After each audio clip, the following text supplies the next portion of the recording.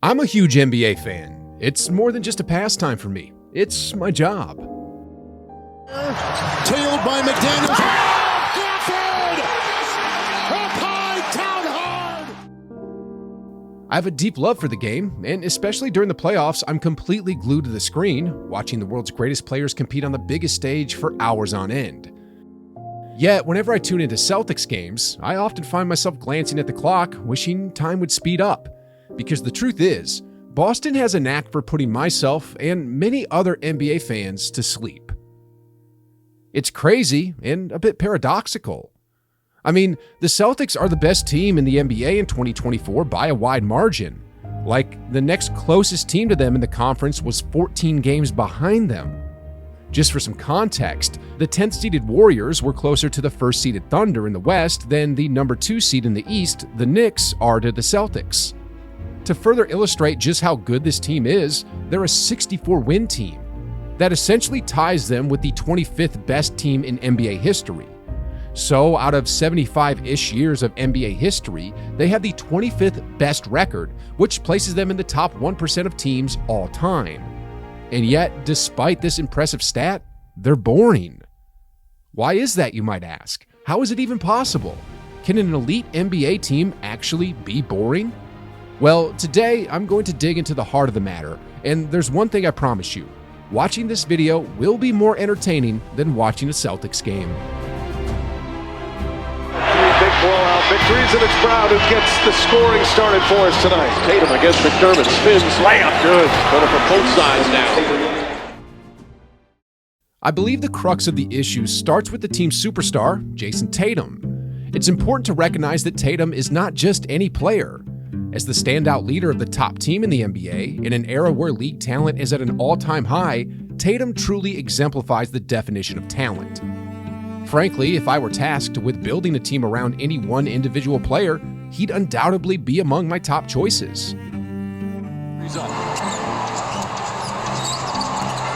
Tatum finds a spot, jumper, got it. Tatum's name has been constant in MVP discussions for quite some time now. In 2024, he secured the 6th spot, following a 4th-place finish in 2023 and another 6th in 2022. Clearly, he's destined to be a perennial MVP candidate for years to come. Beyond these accolades, his game is beautifully versatile, allowing him to excel in every facet on the court. Three-point shooting, mid-range accuracy, driving to the rim, solid defense, and making savvy plays. He does everything at a remarkably high level. It out, Shepard. Rebound, Siakam swatted by Tatum. Paradoxically, this might be the first reason why the Celtics can seem a bit dull. You see, while their superstar Tatum is quite capable across all facets of the game, he doesn't quite reach the pinnacle in any specific area. He's proficient from beyond the arc, yet his three-point shooting doesn't consistently surpass the elite 40% mark. Inside the arc, he's effective, but doesn't exceed a 50% shooting rate. And while he's reliable at free throws, he doesn't rank among the elite, nor is he particularly great at drawing fouls to get to the line. He's the jack of all trades, but master of none, and that's the first reason why watching the Celtics can be somewhat boring. The second reason the Celtics might seem dull stems not only from Tatum's lack of specialization in any particular aspect of the game, but also from his notably dull personality. Take this prime example. During the 2022 NBA Finals, when a reporter hinted at Tatum being a superstar, his response was remarkably underwhelming. He almost dismissed the idea, despite arguably being the second most talented player on that grand stage.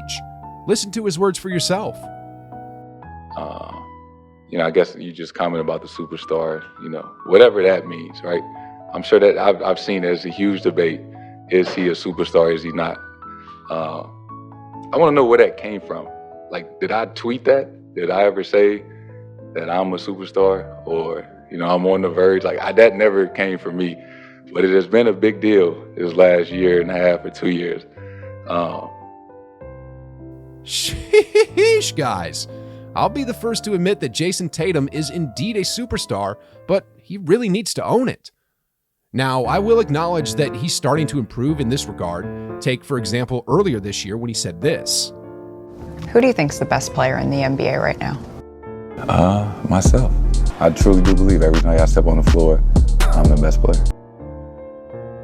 So hats off to Tatum for beginning to embrace his superstar power, but my goodness, that was perhaps the most monotone delivery ever for a significant statement. Anyway, the first reason the Celtics are boring is because of Tatum's overall presence, and it appears Celtics fans agree too. For instance, one fan writes, "Tatum has zero personality," while another adds, "He is very boring, he really does feel like a creative player." Anyway, the situation isn't helped by the fact that the second best player on the Celtics, Jaylen Brown, is also somewhat dull to watch. Jaylen Brown gets past Toppin, lefty layup is good. Again, this isn't to say he lacks talent. Brown is an all-star and all-NBA caliber player. However, much like Tatum, he hasn't mastered any particular aspect of the game, which contributes to the overall mundane show. Well, that's not entirely accurate. While I don't have the stats at hand, from the basic eye test, Jaylen Brown is likely one of the best transition players in the league. His ability to charge down the court for easy buckets stands out as one of the finest. However, his execution in these moments isn't as flashy or spectacular as we've seen from players like LeBron, who is known for his highlight reel dunks, or Paul George with his 360 windmills. With Brown, his finishes tend to be either a safe, two-handed soft dunk or just a regular layup. Like, come on, give the crowd something thrilling to watch. Brown drives past, gets inside, once again goes to the rim with force. Then take the All-Star game, for instance. Brown gave one of the most unremarkable dunk contests I've ever witnessed. For example, in the previous year, athletes were jumping over towering figures, even giants like the 7'6" Taco Fall. But Jaylen Brown, he chose to jump over someone barely over 5 feet. And to make it worse, the person was even sitting down. Can you see how dull that was? Imagine attempting a dunk contest in front of millions, leaping over someone who's just 5'4" and even sitting down. And to add to the disappointment, he didn't even pull it off. He meant to dunk with his eyes closed for that extra flair, but he ended up closing them only after the dunk was already done. He actually closed his eyes. No, he did not. He did not. No, and this late. No. It looks like he's sneezing right now. So, just to summarize what we've discussed so far, Jason Tatum and Jaylen Brown are undoubtedly elite players. However, they're inherently boring by nature, which consequently makes the Celtics fundamentally dull.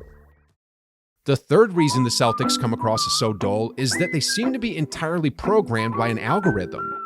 What I mean is, their gameplay is predictable. Drive, kick out, pass around, shoot a three. After that, it's a bucket in transition, then repeat, drive, kick out, swing for another three. It's like watching a loop. Like, they pretty much score half their points this way every single game, and to sum it up, they operate like a computer program.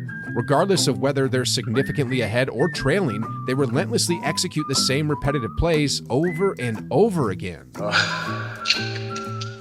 In contrast, watching the Mavericks offers a starkly different experience.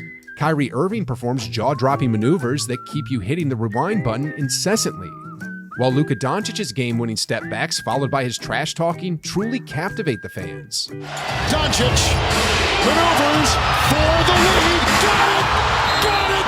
What a shot! Dallas has taken the lead. This is the kind of excitement fans love. Instead, the stars of the Celtics do the complete opposite of what's exciting. I understand, though. The Celtics' algorithmic approach is extremely solid, and it's precisely what positioned them at the top in 2024.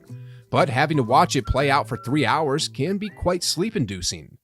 A Reddit user captured it perfectly when they said, "Watching Boston is like playing against NPCs on expert mode. They are incredibly difficult to beat, but they lack personality, making them both boring and hard to root for." A Celtics fan responded to that comment saying, "God, I hate that they're my team, and I still know exactly what you mean." Another fan chimed in, adding, "This is very well put." Now, there's one final reason why the Celtics are considered boring, and this one isn't exactly their fault. And this is the fact that throughout the 2024 Eastern Conference playoffs, it's been strikingly unfair how much more talented they are than their opponents. Like when facing teams such as the Heat, Cavaliers, and Pacers, it wasn't even a David versus Goliath scenario. It was more like Goliath facing David's injured little brother. Hardly a fair fight. So again, it's not the Celtics' fault that their level of competition has been significantly lower, but with such a disparity, you'd expect them to be lighting up the highlight reels on ESPN regularly. However, as mentioned earlier, their play has been monotonous: drive, kick out, swing, three, and the occasional transition bucket that barely generates buzz because Brown finishes below the rim with a frickin' layup. While this strategy has proven incredibly effective, evident in their dominance throughout the regular season and playoffs, it's astonishing how many NBA fans, including myself, find their style of play so uninspiring. On the other hand, you know who never bores? Like I mentioned earlier, watching Kyrie Irving and his basketball wizardry is like watching art in motion. I could spend hours absorbed in his gameplay. But this raises a fascinating question. Is Kyrie Irving the most skilled NBA player of all time?